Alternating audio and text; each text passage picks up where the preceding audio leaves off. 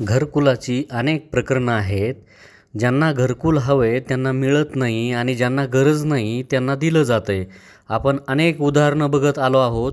असंच हे तिसरं प्रकरण पैठण तालुक्यातील कवडगावचं. कवडगावमधलं घरकुलाचं हे तिसरं प्रकरण. नेमकं हे तिसरं प्रकरण काय आहे हे आपण जाणून घेणार आहोत. आपलं नाव? भगवान गंगाराम शिंदे. अच्छा. आपण काय करताय? मी नगरसेवक आहे. म्हणजे ग्रामपंचायत सदस्य. ग्रामपंचायत हो सदस्य. हो हो. काय नेमकं घरकुलाच्या संदर्भातलं तुमचं म्हणणं? असं आहे का, घरकुला संबंध नाही. समजा का 7-8 वर्षापूर्वी आहे का, तर आमचं प्रायव्हेट यादीमध्ये समजा घरकुलामध्ये नाव यादीमध्ये 8व्या क्रमांकावर होतं. यावेळेस ते गेले 21 क्रमांकावर. आणि जिथं समजा ज्याला बापाला घरकुल भेटले त्यालाच आलं, आणखीन त्या पोराला आलंय त्याच्या किंवा त्या सुनाला आलंय. दुसरी गोष्ट आणखीन इथं काय झालंय की समजा जे सर्वेक्षणाला येते, समजा सर्वेक्षण करायला येते ते काय करतात, समजा जसं स्लॅबचं घर आहे ते कुठं दाखवतात, काही त्यांना देत असतील, त्यांचं घरकुल मंजूर झालं. आता आमच्या गावात सध्या झालंय, आता ज्याचं स्लॅबचं घर आहे कुठं दाखवून त्याला घरकुल मंजूर झालंय. आता बांधकाम चालू आहे, त्याचं मंजूर झालंय. मात्र तुम्हाला गरज असताना तुम्हाला मिळालेलं नाही. माझा भाऊ तिथं राहतोय आता दुसऱ्याच्या घरामध्ये. तुम्हाला ते दाखवतोय मी तुम्हाला आता जाऊन ते घर, ते बघा, मग तुम्ही हे करा. मी हे बोललो बी वरिष्ठ, समजा आता मी बॉडीचं हे असल्यामुळे सरपंच सुद्धा बोललो मी. तर सरपंच मला म्हणले का नाही का हे आपल्या हातात नसतं. आपल्यात कसं म्हणलं, सर्वे करणार येणार त्यांना थोडी माहिती का गावातला माणूस कुठं राहतो, काय राहतो.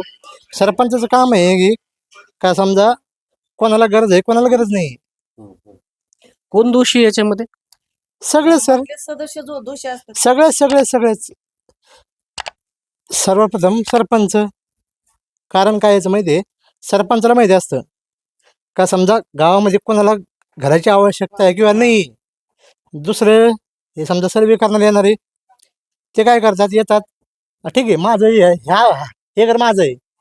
एखादा कुडाचं घर मी दाखवून देईन, मी जर राहतोय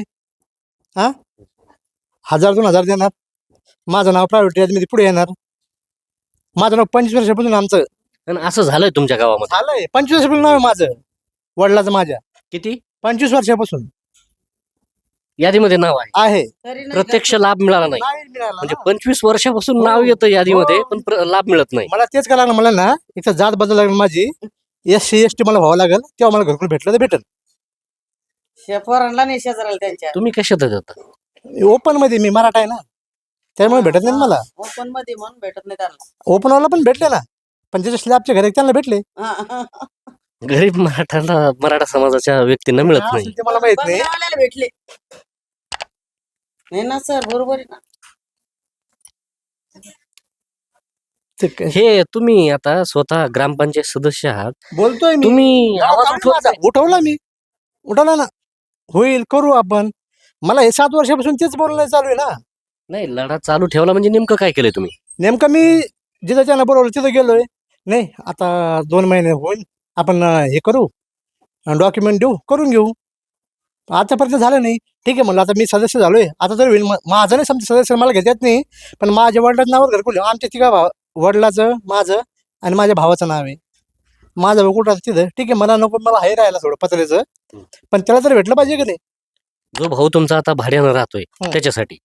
हो ना, त्याला तरी भेटेल म्हणलं. आई वडील येत राहते त्याच्यात. बघितलं आपण की 3 प्रकरणं बघितलीत या गावातले आपण घरकुलाच्या अनुषंगाने, की ज्याला गरज आहे त्याला घरकुल मिळत नाही. एका आजींना भेटलो तर आपण त्यांचं घर पाडायला लावलं, त्यांना सांगितलं की तुम्हाला घरकुल मिळालं. त्यांनी जे राहतं घर होतं ते पाडलं, नंतर सांगितलं की तुम्हाला घरकुल लागलेलंच नाही. मग कसं बसं त्यांनी आपले पत्रगित्र टाकले आणि त्या ठिकाणी ते राहत आहेत.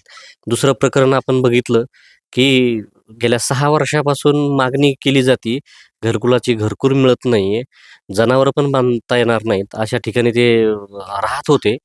आणि आता ते दोघं जण एकाच कुटुंबातले, म्हणजे आई एका ठिकाणी राहते भाड्याने आणि मुलगा त्याच्या फॅमिलीला घेऊन तिसऱ्या ठिकाणी राहतो, असं झालंय. आणि तिसरं यांचं हे की हे गेल्या 25 वर्षापासून यांना सांगितलं जातं की तुम्हाला घरकुल मिळालं. यादीत नाव येतं का? नाव आहे आमचं 25 वर्षापासून. 25 वर्षापासून त्यांचं म्हणणं आहे की यादीत नाव पण आहे.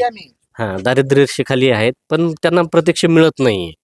अशी अवस्था आहे. ती आता ते म्हणतात, की मी आवाज देखील उठवतोय प्रशासनाच्या दरबारी, पण त्यांना न्याय मिळत नाही. नगरसेवक तुम्हाला काही करता येत नाही.